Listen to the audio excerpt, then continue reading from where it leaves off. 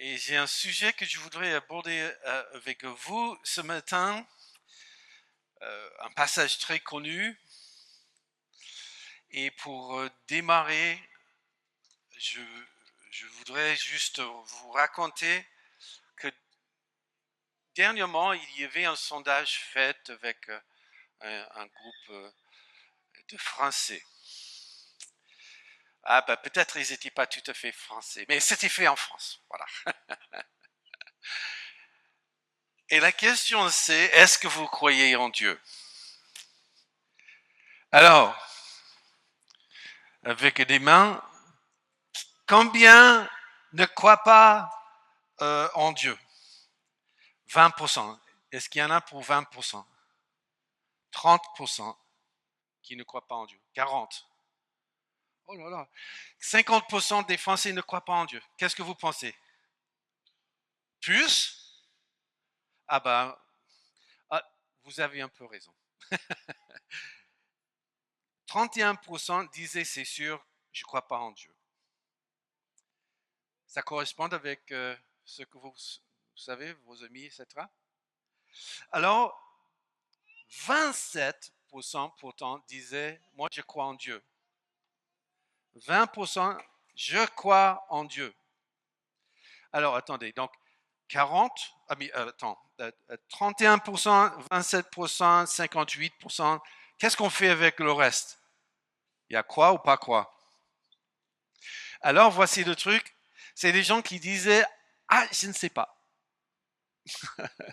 Je ne sais pas. Ah, est-ce que vous avez des amis qui disent oh, je suis pas sûr, peut-être, j'en sais rien. Ouais.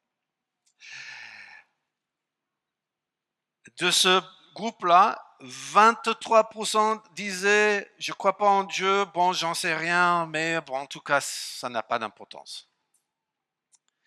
Mais de ce petit groupe qui reste, 18%, presque 20%, ils disent ceci, je ne sais pas s'il existe un Dieu, mais j'aimerais bien croire. Là, vous entendez? Presque une personne sur 5 disait, je ne sais pas si je crois en Dieu, mais j'aimerais bien le faire. Waouh! Ça, c'est énorme. Alors, il y a plein de raisons pour lesquelles les gens ne croient pas en Dieu, ou ils doutent. Et je dirais que l'offre religieuse est assez grande. Et ce qu'il nous faut vraiment, c'est un moyen pour discerner ce qui est du vrai, du faux, de ce qui est bien, de ce qui ne l'est pas. Et il nous faut une sorte de guide, une personne véritable, fiable, bienveillant, qui pourrait nous aider à comprendre quel est le chemin, comment on peut savoir. Si je voulais choisir une religion, comment savoir quelle est la bonne? Alors, vous savez, je sais qui c'est. Ce matin, on va regarder l'histoire de Jésus, qui, dans un de ses derniers discours en public, nous a parlé justement à ce sujet. Et ce qu'il dit est résumé ainsi. Vous pouvez discerner qui est un faux guide d'un vrai. Et le vrai guide, en fait, c'est moi. Pas moi du tout, Jésus.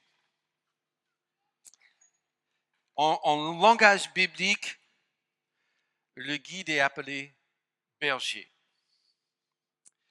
Et l'histoire se trouve dans l'évangile de Jean chapitre 10.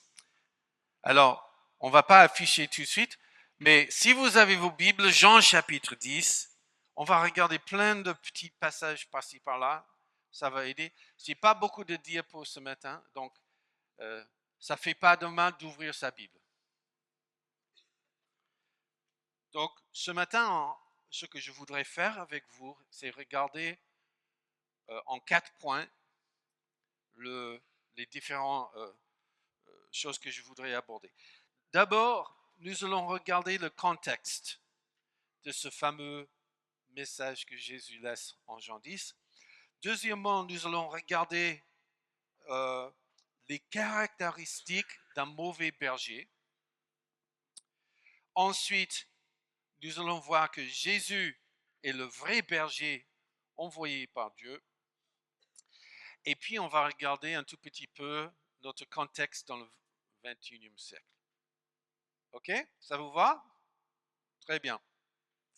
Je vous invite alors à lire avec moi Jean 10 et on va lire les versets 1 à 30. C'est un peu long. Vous êtes prêts? Je suis dans la Bible du Semeur au cas où. Vraiment, je vous le rassure, si quelqu'un n'entre pas par la porte dans l'enclos où l'on parque les brebis, mais il escalade le mur à un autre endroit, c'est un voleur et un brigand. Celui qui entre par la porte est lui, le berger des brebis. Le gardien de l'enclos lui ouvre, les brebis écoutent sa voix, et il appelle par le nom celle qui lui appartient, il les fait sortir de l'enclos. Quand il a conduit au dehors toutes celles qui sont à lui, il marche à leur tête et les brebis le suivent parce que sa voix leur est familière. Jamais elles ne suivront un étranger. Au contraire, elles fuiront loin de lui car elles ne connaissent pas la voix des étrangers. Jésus leur raconta cette parabole, mais ils ne comprirent pas ce qu'il voulait leur dire. Alors, il reprit. Vraiment, je vous l'assure, moi, je suis la porte par où passent les brebis. Tous ceux qui sont venus avant moi étaient des voleurs, des brigands, mais les brebis ne les ont pas écoutés. C'est moi qui suis la porte. Celui qui rentre par moi sera sauvé. Il pourrait aller et venir librement. Il trouvera de quoi se nourrir. Le voleur vient seulement pour voler, pour tuer, pour détruire. Mais moi, je suis venu afin que les hommes aient la vie, une vie abondante. Moi, je suis le bon berger. Le bon berger donne sa vie pour ses brebis. Celui qui n'est pas le berger, qui n'est pas le propriétaire des brebis, mais que l'on paye pour les garder, se sauve, lui, dès qu'il voit venir le loup. Et il abandonne les brebis. Alors le loup se précipite sur elles, il s'empare de quelques-unes et disperse le troupeau. Cet homme agit ainsi parce qu'il est payé pour faire ce travail et qui n'a aucun souci des brebis. Moi, je suis le bon berger. Je connais mes brebis. Et mes brebis me connaissent. Tout comme le Père me connaît et que je connais le Père, je donne ma vie pour mes brebis. J'ai encore d'autres brebis qui ne sont pas de cet enclos. Celles-là aussi, il faut que je les amène. Elles écouteront ma voix. Ainsi, il n'y aura plus qu'un seul troupeau avec un seul berger. Si le Père m'aime, c'est parce que je donne ma vie. Mais ensuite, je la reprendrai. En effet, personne ne peut m'ôter la vie. Je la donne de mon propre gré. J'ai le pouvoir de donner et de la reprendre. Tel est l'ordre que j'ai reçu de mon Père. il y eut à nouveau division parmi le peuple à cause de ces paroles. Beaucoup disent, il a un démon en lui, c'est un fou. Pourquoi l'écoutez-vous? D'autres répliquaient, un démoniaque ne parlerait pas ainsi. Et puis, est-ce qu'un démon peut rendre la vue à des aveugles? Le moment vint où l'on célébrait à Jérusalem la fête de la consécration. C'était l'hiver. Jésus allait et venait dans la cour du temple, dans la galerie de Salomon, et alors on fit cercle autour de lui et on l'interpella. Combien de temps nous tiendras-tu encore en haleine? Si tu es le Messie, dis-le-nous clairement. Je vous l'ai dit, leur répondit Jésus, mais vous ne croyez pas. Pourtant, vous avez vu les actes que j'accomplis au nom de mon Père. Ce sont eux qui témoignent en ma faveur, mais vous ne croyez pas. Pourquoi? Parce que vous ne faites pas partie de mes brebis. Mes brebis écoutent ma voix, je les connais et elles me suivent. Je leur donne la vie éternelle, jamais elles ne périront et personne ne pourra arracher de ma main. Mon Père qui me les a donnés est plus grand que tous et personne ne peut arracher qui que ce soit de la main de mon Père. Or, moi et le Père, nous ne sommes qu'un. Amen. Alors le contexte. C'est pas souvent que, en préparant un message, je me rends compte que depuis des années, j'avais loupé quelque chose de très important. Et là, dans la préparation de ce message-là, j'ai dit, oh, Jésus passe et de passage à Jérusalem pour célébrer la fête de la consécration. Un jour, il croise un aveugle de naissance. À l'époque, certains croyaient que cet homme qui était aveugle, c'était dû au péché. Alors cette histoire se trouve où? Juste avant Jean 10, donc c'est-à-dire Jean 9. Et ce qui est important quand nous lisons les Écritures, c'est de lire ce qui se passe juste avant pour mettre des choses dans son contexte. Et donc, Jésus, avec cet aveugle-là, qui guérit, les gens, ils avaient du mal à croire en Jésus. Jésus explique que le gars, il était aveugle de naissance, non pas parce qu'il avait péché, mais parce que Jésus explique que c'est ainsi pour que tous puissent voir ce que Dieu est capable de faire.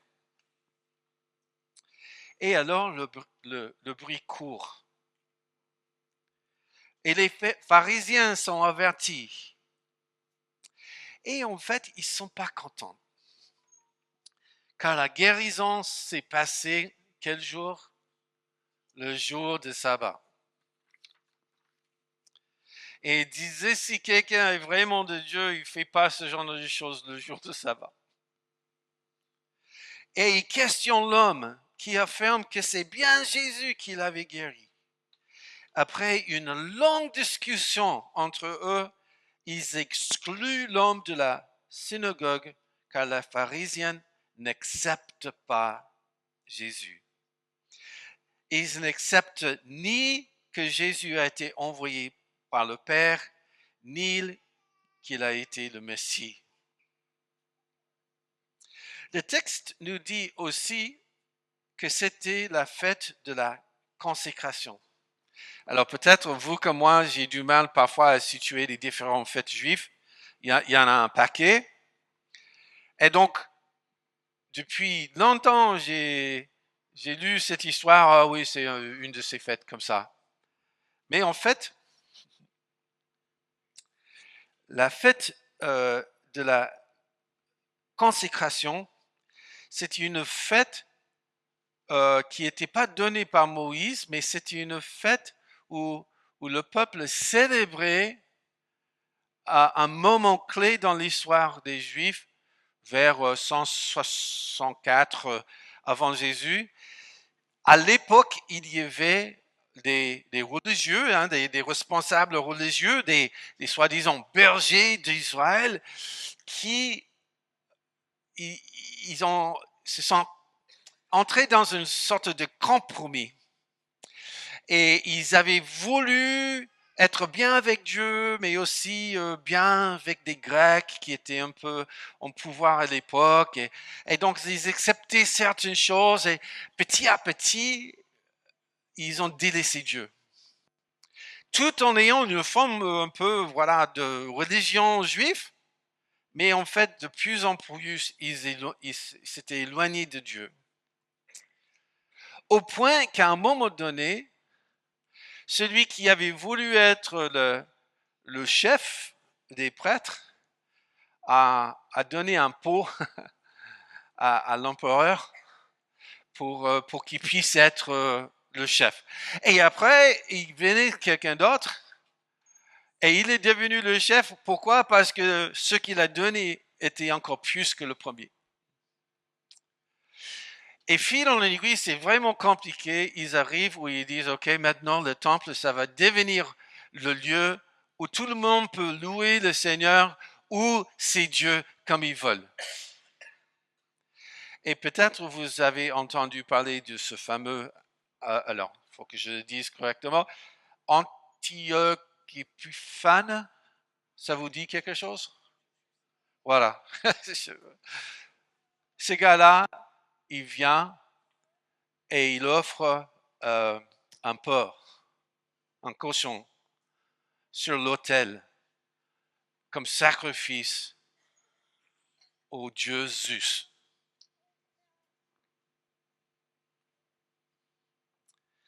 Et le peuple qui craignait Dieu se levait. Ils sont entrés en guerre contre ces gars-là. Et quand ils ont gagné la bataille et gagné la guerre, ils sont revenus au Seigneur pour dire, Seigneur, on ne fait plus moitié-moitié, moitié juif, moitié quelque chose d'autre. On est 100% pour toi. Et ils ont consacré donc l'autel pendant 8 jours pour que ce lieu devienne à nouveau un lieu d'adoration du Seigneur. Et donc, quand Jésus arrive à Jérusalem, c'est cette fête-là qu'il va célébrer. Et en plus, pendant qu'il célèbre donc pendant ces 8 jours, etc., ils avaient des passages bibliques qu'ils lisaient aux synagogues. Et souvent, ces passages bibliques-là racontaient qu'en fait, à un moment donné, dans l'histoire d'Israël, il y avait des faux bergers qui avaient délaissé Dieu et délaissé le peuple de Dieu. Et c'est à ce moment-là où les pharisiens ont dit, OK, je refuse d'accepter Jésus comme Messie, je refuse d'accepter ce miracle qu'il a fait. Et Jésus dit, tout comme ces faux bergers que nous reconnaissons pendant cette fête, aujourd'hui encore, il y a des faux bergers. Et c'est moi, en fait, qui est le vrai berger. Waouh! Alors donc, nous voyons dans ce passage, Jean 10, trois personnages. Il y a le brigand, le voleur, il y a le salarié, et puis il y a le bon berger. Alors moi, je vais mettre ensemble les voleurs et le salarié parce que ni l'un ni l'autre était un bon berger. Et dans ce passage, nous pouvons discerner 4 qualités d'un mauvais berger. Nous pouvons voir qu'il est un mauvais berger par son manque d'intégrité, par sa motivation, par son caractère et son cœur. Ce gars-là, il n'a pas une vie intègre. Il est un voleur, dit Jésus. Il escalade le mur pour entrer dans l'enclos, pour piquer quelques brebis qui ne lui appartiennent pas. Il est malhonnête. Il n'est pas intéressé par le bien de ses brebis. Normalement, un berger prend soin de ses brebis, mais celui-ci, il vient pour profiter des brebis. Son but, c'est vraiment profiter.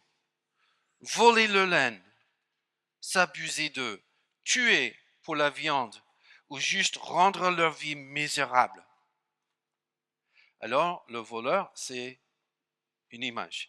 Les gens qui sont de mauvais bergers dans ce monde sont plus intéressés par leur confort et leur pouvoir.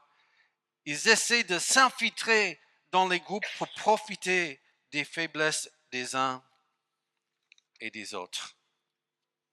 Ézéchiel 34, verset 2.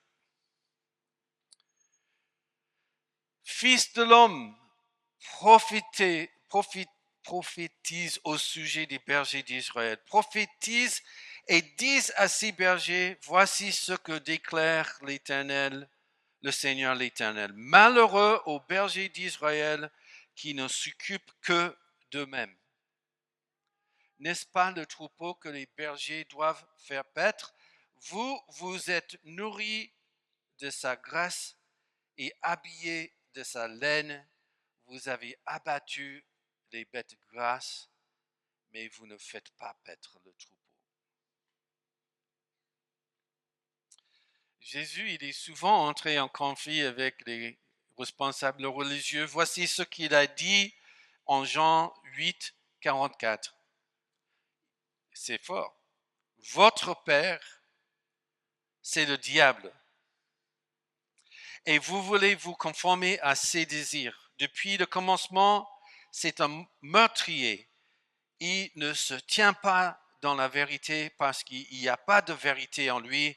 Lorsqu'il ment, il parle de son propre fond puisqu'il est menteur, lui, le père du mensonge. Waouh! Et plus tard, Pierre nous avertit en 1 Pierre 5, 8, ne vous laissez pas distraire, soyez vigilants. Votre adversaire, le diable, rôde autour de vous comme un lion rugissant qui cherche quelqu'un à dévorer. Quant au caractère de ces bergers, ils sont égoïstes et lâches. En résumé, le faux berger égoïste, il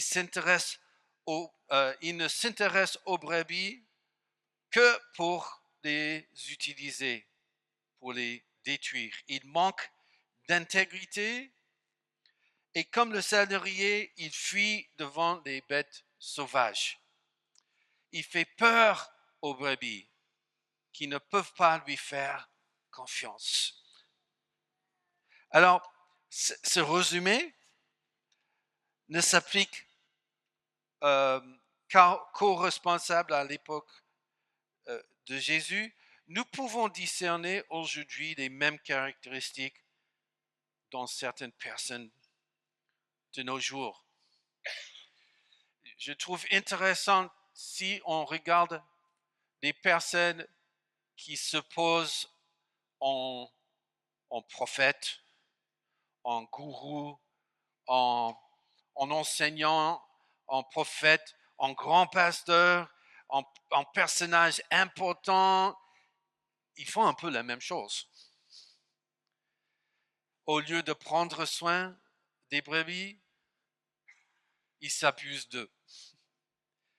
Il est plus intéressé par son bien-être à lui que le bien-être de son troupeau. Il n'est pas intéressé par la vérité. Souvent, ce berger, il opère avec mensonge. Et là, je me dis, waouh, parce que parfois, ces personnes-là, ils essaient même de s'introduire dans l'Église. Et je suis content que Jésus nous l'explique clairement. Ces gens de personnes, juste parce qu'ils ont l'air d'être bien, beaux parleurs ou autres, quel est vraiment le fondement de qui ils sont, comment ils s'opèrent, c'est des personnes où il faut faire attention. Parce qu'en fait, le but, ce n'est pas le bien-être du troupeau. Alors, quelle alternative à ce mauvais berger? Jésus nous le dit, il dit tout simplement, moi, je suis le bon berger. Si le mauvais berger fait peur aux brebis, Jésus fait tout le contraire. Il est le berger qui est plein d'intégrité, plein d'amour. Sa motivation, c'est la protection et le bien de son troupeau. Et il assure. Il dit en verset 3, il connaît ses brebis. Il les appelle par leur nom. Les brebis connaissent sa voix. Je ne sais pas si vous avez vu, par exemple, à la télé ou sur YouTube ou autre, il y a des vidéos qui montrent qu'un vrai berger qui connaît bien son troupeau, de loin, il peut identifier individuellement chacun de ses brebis. Et dans ce passage, il dit qu'en fait, il y a un enclos et il y a des brebis de plusieurs mètres. Et quand le berger arrive, il fait un bruit, il dit un mot, c'est sa voix, et ses brebis à lui l'entendent, l'écoutent et le suivent. Dans ce passage, Jésus dit, je suis le bon berger, mes brebis m'écoutent et me suivent. Et ils sont libres de sortir de l'enclos et revenir. Je trouve vraiment super de dire que, contraire aux idées reçues, suivre Jésus, c'est pas contraignant. Ça nous apporte la liberté. Jésus n'est pas intéressé de nous rendre esclaves. Et donc, comme un bon berger, il nous amène sur les pâturages verts. Parce qu'il veut qu'on se nourrit. Parce qu'il veut notre bien. Il veut nous protéger. Et nous connaissons sa voix. C'est intéressant. Quand nous entendons des choses qui sont vraies ou fausses, on sait faire la part des choses. Et Jésus nous rend capables d'entendre sa voix et le suivre. Dans ce même chapitre, en Ézéchiel 34, où Dieu a prononcé un jugement contre les faux bergers, voici ce qu'il dit, verset 15. C'est moi qui ferai paître mon troupeau et c'est moi qui le ferai reposer. Le Seigneur, l'Éternel, le déclare. Jésus, il est venu justement pour faire ce boulot-là, pour nous amener dans les verts pâturages. Il dit aussi dans ce passage que Jésus est la porte. J'aurais bien voulu amener des images de l'enclos à l'époque. Donc, l'idée à l'époque, si vous pouvez, bon, voilà, c'est qu'en fait, en journée, les brebis étaient dispersées un peu partout. Le berger les amenait devant. Ils n'étaient pas derrière, il était devant. Il a trouvé des endroits qui étaient bien. Et en rentrant la nuit, ils les ont emmenés dans l'enclos pour qu'ils soient protégés en sécurité.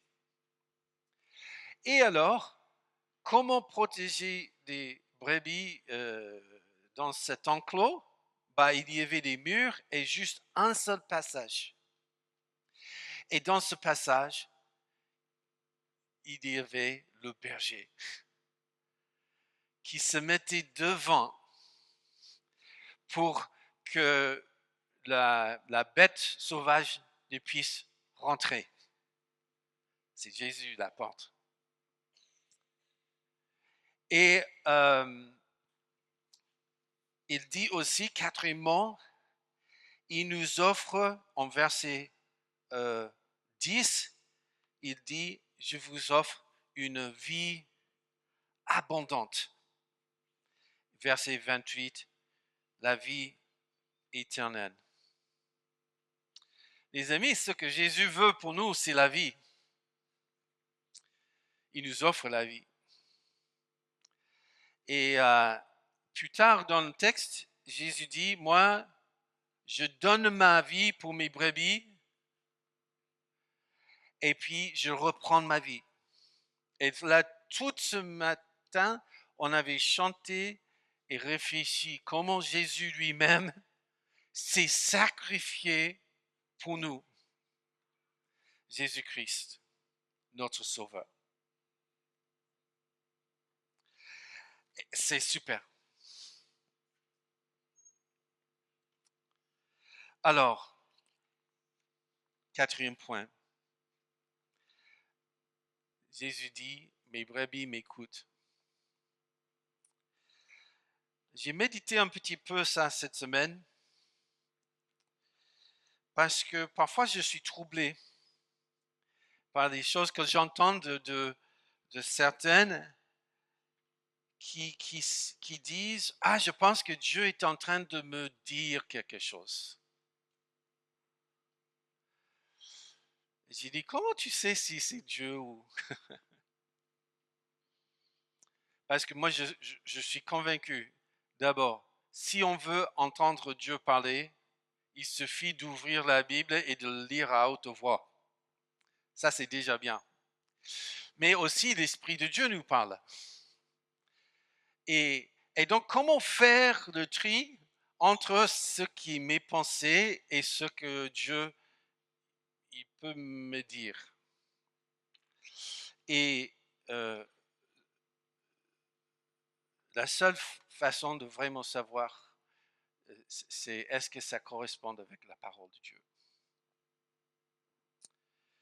J'avais quelqu'un qui était dans mon église et elle était convaincue parce qu'elle avait prié, elle avait la paix, qu'une certaine décision était vraiment la volonté de Dieu.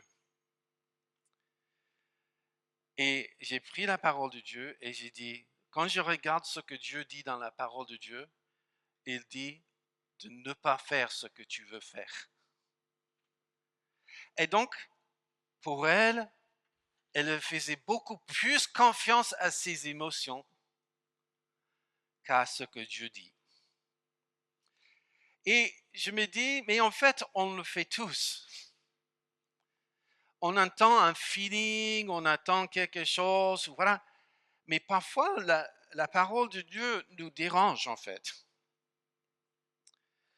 Et donc, moi, je dis, qu'est-ce qui peut nous empêcher de vraiment entendre clairement la voix de Dieu? D'abord, c'est mes émotions. Alors, peut-être vous avez du mal à imaginer, mais J'ai beaucoup plus d'émotions que mon épouse. Voilà, tout de suite, je ressens des choses. Mais mes amis, nos émotions sont importantes. Mais nos émotions ne sont pas la parole de Dieu, ce n'est pas la vérité. La deuxième chose qui nous empêche vraiment d'entendre clairement la voix de Dieu parfois, c'est en fait notre culture. On grandit dans les familles, on grandit dans les contextes, et sans le savoir, on adopte des valeurs et des idées des gens autour de nous, et ça rentre en nous, et puis du coup, sans se rendre compte, ça devient aussi important que la parole de Dieu.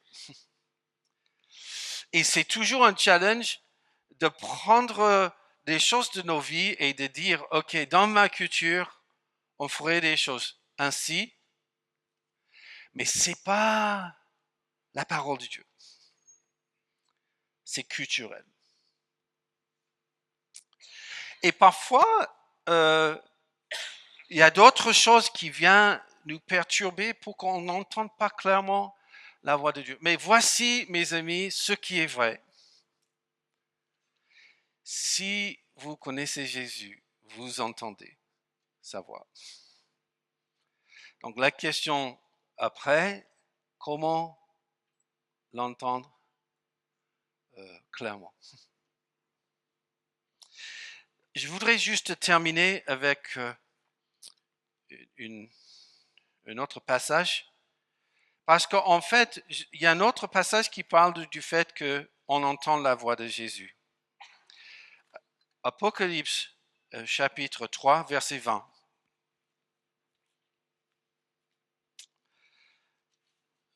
Voici ce qu'il dit. Voici, je me tiens devant la porte et je frappe. Si quelqu'un entend ma voix et ouvre la porte, j'entrerai chez lui, et je dînerai avec lui et lui avec moi. C'est cette promesse de relation intime. Et les amis, si ce matin, vous ne savez pas trop qui est Jésus, mais vous entendez sa voix,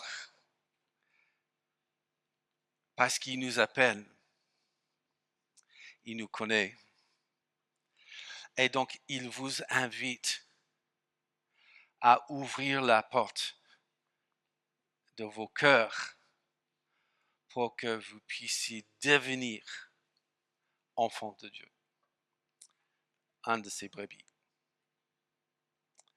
C'est une décision qu'on peut faire en faisant confiance au Seigneur, en disant Jésus, je te reconnais comme mon bon berger. Je reconnais que tu as tout fait pour que je puisse avoir une relation avec toi. C'est toi qui as payé le prix pour que je puisse connaître ton pardon. C'est la voix de Jésus. Il y a une dernière chose et après, on va terminer avec un chant. C'est que parfois, on a du mal à entendre la voix de Jésus parce que tout simplement, il y a des mensonges. Qui suis-je? Je suis un enfant de Dieu.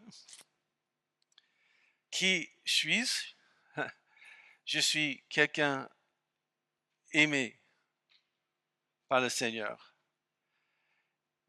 Je suis sauvé par grâce et le diable, puisqu'il est menteur, il veut nous souffler des mensonges comme quoi le Seigneur ne nous aime pas, qu'il ne va pas prendre soin de nous, que nous ne sommes pas vraiment ses enfants, ou que Dieu ne peut jamais nous pardonner, ou il y a plein de mensonges qui peuvent venir. Et encore une fois, la voix de Jésus et les promesses dans sa parole nous aident à rester dans sa paix. Parce que là, on a la vérité et pas le mensonge. Est-ce qu'on peut prier? On va prier.